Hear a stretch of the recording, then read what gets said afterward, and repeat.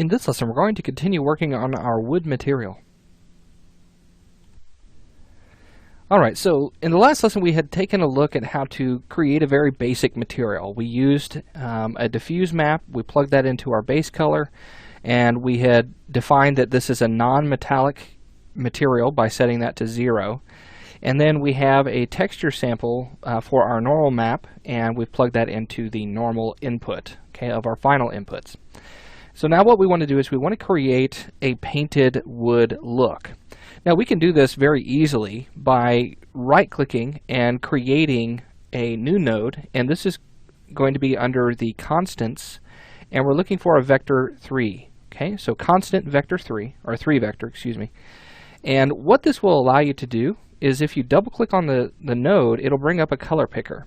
And so what it will do is it will output a specific color. So in this case, I'm going to choose something kind of like a cream color, something like that. Maybe go a little bit lighter on that.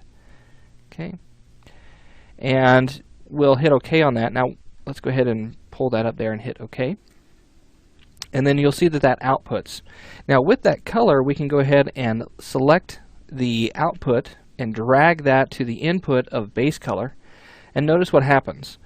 Our normal map makes it appear as though this is a painted wood. Okay, and it looks pretty good. We may have to make some adjustments to our roughness. And it looks like our roughness disappeared. Let me hit Control W. Plug that into the roughness there, and let's reset that to 0.9. There we go. Okay, now with the roughness we could, if it was a painted material, we'd probably take that down to something like maybe 0.4 to where we'd get a little bit more of a specularity on that. Okay, just like so. Now what we want to do is we want to create a cracked paint look. So we want this wood to look old and dilapidated. And so what I'm going to do is I'm going to mix this color and this wood texture, and we're going to mix that in a way that it's going to use a mask so that it will look like there's wood underneath the paint.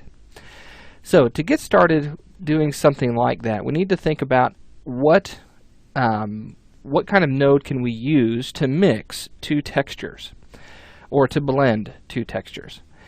Usually you can find a pretty good solution under your math category. So if we go ahead and right click, let's go to the math category and we'll expand that. And you'll see that we have things like ABS, which stands for absolute value.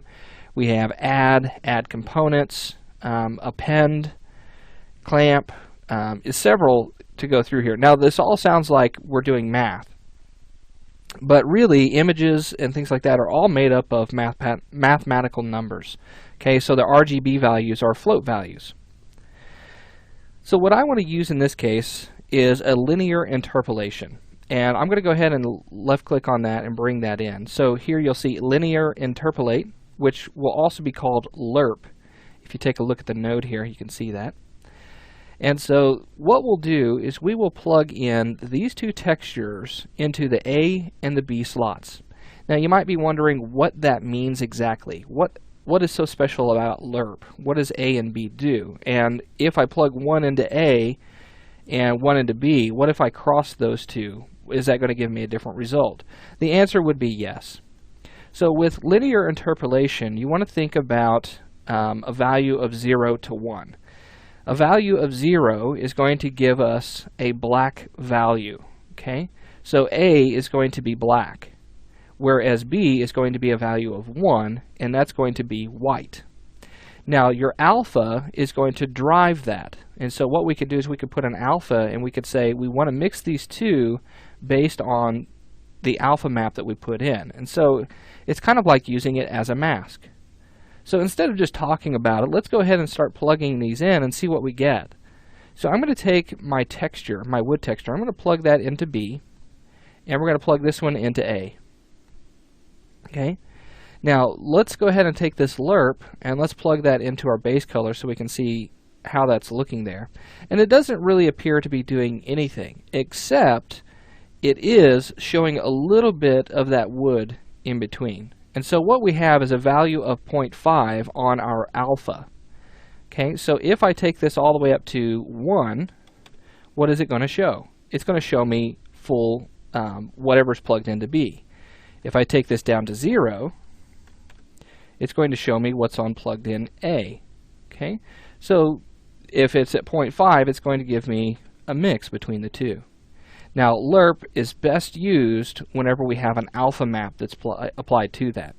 So let's go ahead and go to our content browser.